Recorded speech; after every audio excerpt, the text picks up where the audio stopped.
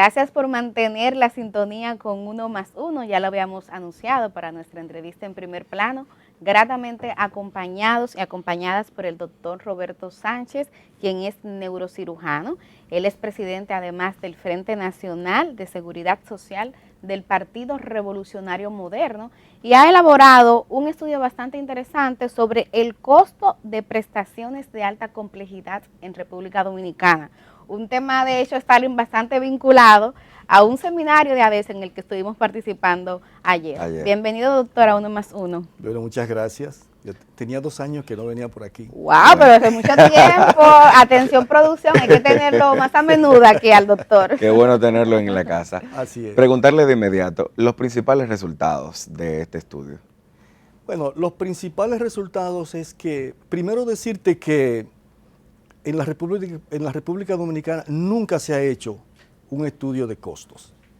No sabemos lo que cuesta nada, porque como todos sabemos, aquí no se investiga nada. Así es. Entonces, ¿cómo hacer el presupuesto en salud? ¿Cómo hacer el presupuesto en la seguridad social si no sabemos los costos? El resultado es que se hace un presupuesto, como se han hecho y como se acaba de hacer también, un presupuesto histórico. Histórico es el presupuesto que se repite año tras año, pueden ponerle más, ponerle menos, pero es un presupuesto que no tiene fundamento en lo real.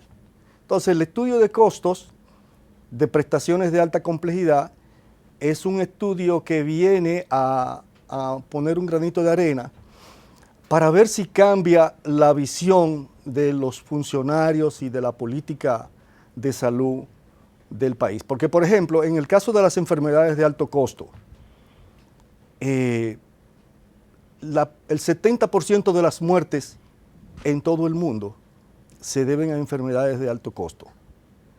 Pero en los países de altos ingresos, de ingreso alto, es el 88%. 9 de cada 10 personas mueren por una enfermedad de alto costo. Y en nuestro país no es menos. La República Dominicana es un país según el Informe de Desarrollo Humano a partir del 2016, es un país de desarrollo alto, dijo el reciente. De desarrollo alto. Sí. Algo increíble, ¿verdad? Sí. Uno como que... Yo me sale a las calles y se pregunta dónde. Cuando yo vi eso, yo me sobrecogí. Sí. Porque cuando yo lo vi, no lo quise creer. Entonces comencé a buscar en el Banco Mundial, y es verdad. Porque tiene que ver con el ingreso y más con lo macroeconómico. Exacto. Que con el ingreso. Exacto. En el caso del estudio, doctor, veamos que usted hace un énfasis importante en relación a las enfermedades no transmisibles. Sí. El perfil epidemiológico en República Dominicana ha cambiado en estos últimos años. En el caso de estas enfermedades, ¿cuál es el impacto directo que tienen, un elemento que tiene a la gente al gritar, que es el costo o el gasto de bolsillo? De bolsillo. Bueno, como sabemos que son de alto costo, como sabemos cómo están los servicios de salud, como sabemos que las administradoras de riesgos de salud basan su política en la contención de costos, negando las prestaciones a los pacientes. Negando la cobertura. Negando la cobertura, entonces el paciente tiene que cargar con las diferencias, con las grandes diferencias. Ese es el famoso copago. Sí, por ejemplo, del presupuesto en salud, de la inversión en salud, del gasto público en salud, el 60% es en medicamentos. Así es. Tú vas a una farmacia y los medicamentos suben cada mes, y hay precios en farmacias donde las empresas se ganan 300%. 300% se ganan. Wow, es una cifra. Sí. Entonces tú te preguntas cómo hay una farmacia que es capaz de bajar los medicamentos, de bajarle un 20% y ahora está ofertando un 30%. Pero no está perdiendo, está ganando. Sigue siendo plusvalía. Está ganando. Entonces ese es el principal costo. Además de que son, por ejemplo, tenía un ejemplo para darte aquí, a ver si lo podemos, si ustedes lo pueden ver, para ponerte un ejemplo de lo que son del drama de los costos. Por ejemplo, en lo que tiene que ver con el trasplante renal, ¿verdad? Aquí tenemos... Que ha aumentado significativamente la población Sí, con esta sí. condición de salud. Así es. Mira, dame darte uno a ti para que lo veas. Hay uno para cada uno, creo. Sí. Mira, para que tengamos una idea de lo que son los costos, en la República Dominicana hay 4.800 pacientes en diálisis.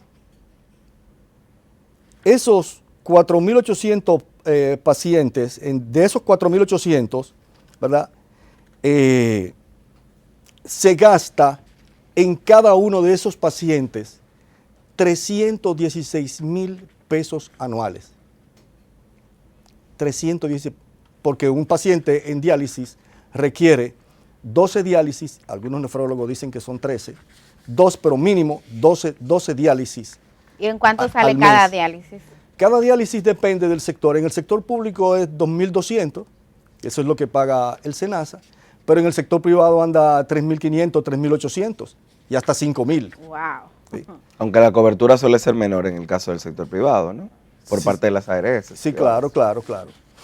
Entonces, si por cada trasplante renal que no se haga, el Estado tiene que invertir 316,000 pesos anuales por cada uno. Entonces, ¿cuál es la solución a ese problema? La solución a ese problema es trasplantar al paciente para evitar ese costo tan alto. Claro, y para Mira, mejorar la misma calidad de vida del paciente. Mira, el Estado invierte anualmente 1.520 millones en diálisis. 1.520. Tenemos en espera de trasplante, hay 240 personas, pacientes, ¿verdad? Pero esos son los que están en espera de trasplante. Los que son susceptibles de trasplante son 2.800 pacientes. Pero si operamos, si trasplantamos esos 240 pacientes, se invertirían 621 millones. Entonces, Ajá. Y esto si solamente en el 1.500 tema renal. si Baja bastante.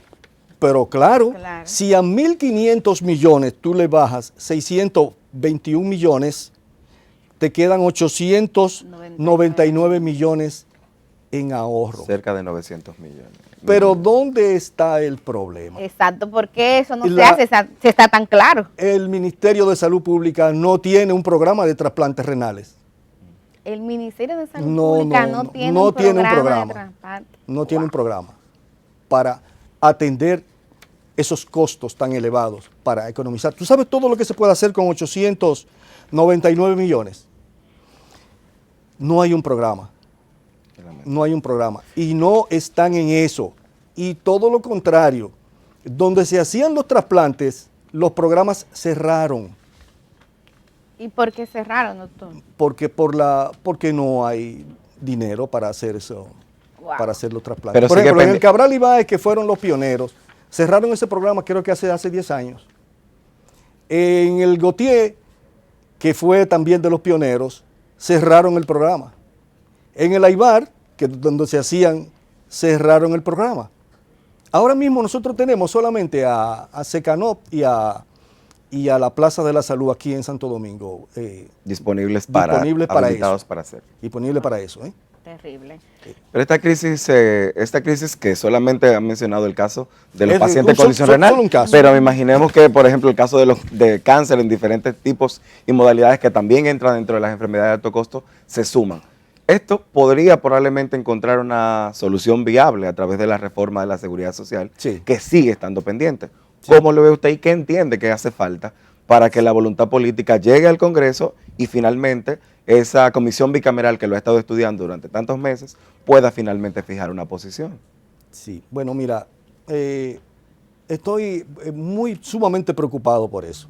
Porque ahorita tú decías que a 20 años estamos en el mismo lugar.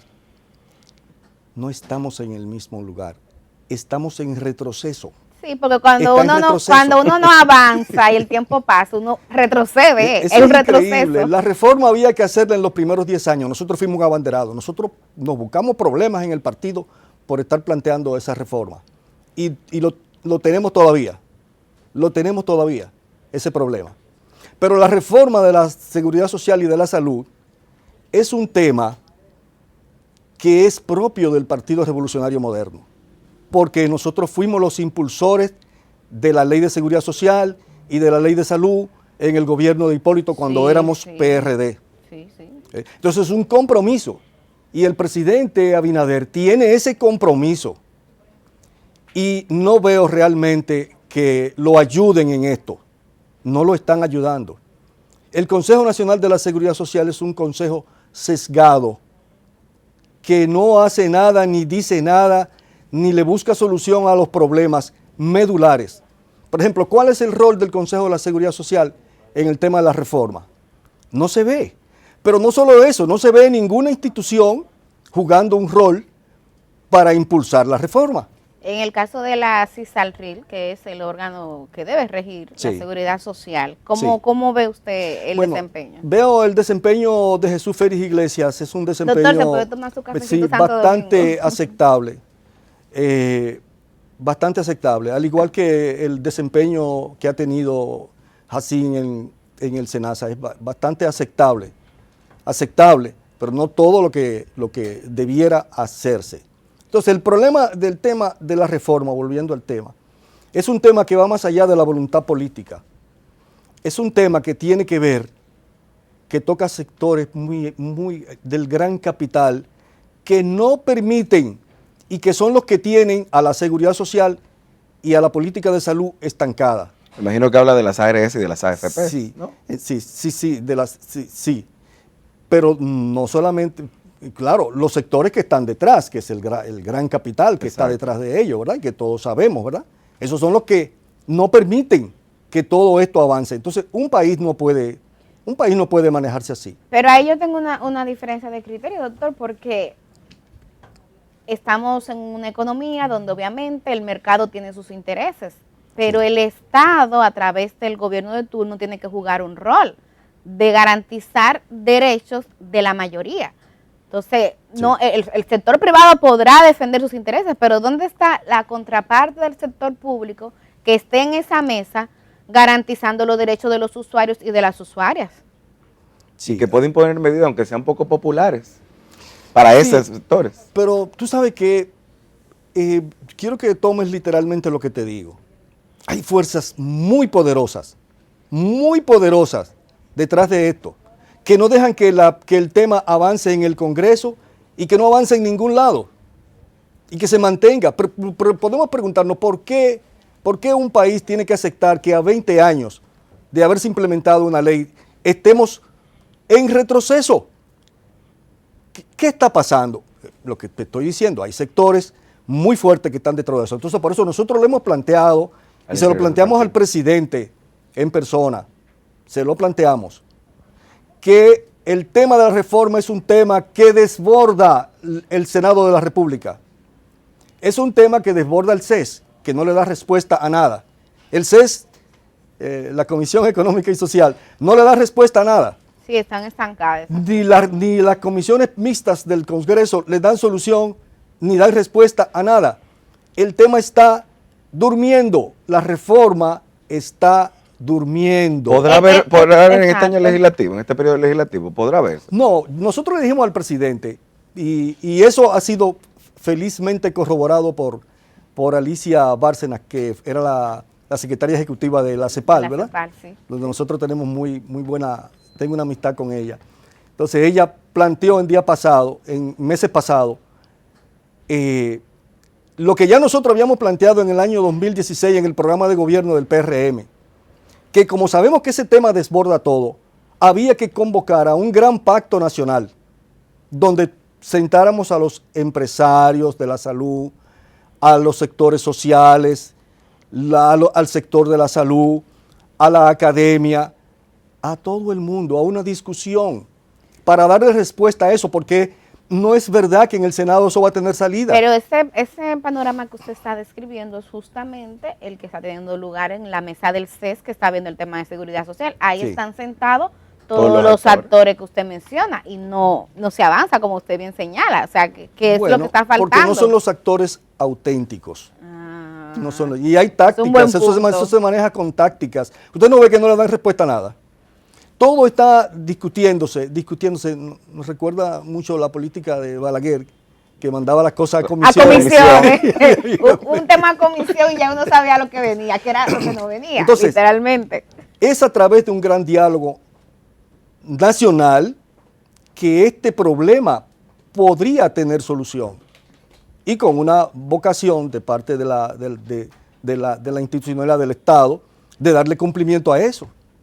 Entonces, en el caso del Consejo Nacional de la Seguridad Social, no contribuye en nada, no impulsa nada, no tiene ningún estudio, y si los tiene guardado. No hay forma de que todo esto avance de una forma creíble. Y ahí tengo que decirte que, ¿por qué tiene que ser un pacto nacional? ¿Por qué? Porque ¿cuál es el principal problema de la reforma del sistema de salud y de seguridad social? Tiene que ver con la financiación, en primer término, y tiene que ver con lo que tú decías, con el gasto de bolsillo, que eso es insostenible. Ahora bien, los cuartos de la seguridad social y de la salud tienen que venir de algún lado. ¿De dónde tienen que venir? Tienen que venir necesariamente, como se hace en cualquier lugar del mundo, de una reforma, una reforma financiera, de una reforma fiscal. De ahí hecho, tiene que venir. doctor, ayer Stalin y yo participamos en un seminario que organizó ADESA y yo veía que a pesar de que había diferentes representaciones, ahí estaban los prestadores de servicio, estaban también el mismo sector gubernamental, el sector social. Todo el mundo está de acuerdo con la reforma, ahí no hay disidencia. Ahora bien, hay algunas propuestas puntuales que es donde se dan un poquito el avispero. Una bastante sentida la está haciendo la Coalición por una Seguridad Social Digna, que habla, también respaldado por el Colegio Médico Dominicano, que forma parte de ella, de la eliminación de la figura de las administradoras de riesgos de salud, y yo le agrego privadas. ¿Qué opina usted de esa propuesta? Bueno, ¿Es esa la solución? Bueno, mira, indudablemente que han habido algunos avances, puesto que la gente vive más. Aquí vivimos más ahora. La expectativa de vida aumentado. Sí, tenemos una esperanza de vida mucho más alta. Pero quiere decir, a pesar de que el perfil epidemiológico cambió tanto. Sí, porque han habido, la salud depende de unas determinantes sociales que tienen que ver con el agua, con la vivienda, con el empleo, con el medio ambiente. Entonces, han habido progresos lentos, pero han habido progresos. La gente vive más, ¿verdad? Entonces, como la gente vive más, ya no se muere de las enfermedades transmisibles, sino que se muere de las enfermedades crónicas, sí, de alto costo, ¿verdad? La que llamamos de alto costo. Entonces, eso necesita una respuesta son costosísimas. Entonces, se necesita una financiación. Tiene que venir necesariamente de una reforma fiscal.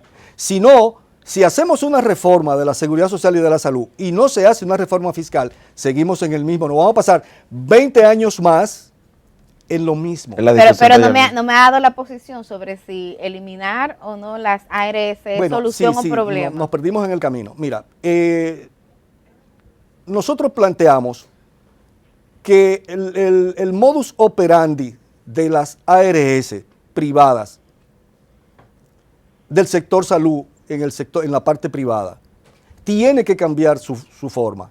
Y si no cambia, si no acepta la reforma, entonces habrá que salir de ellas. O sea, cambiar las condiciones, y si no pueden cambiarse las condiciones. Y si no quieres cambiar, entonces tienes que retirarte.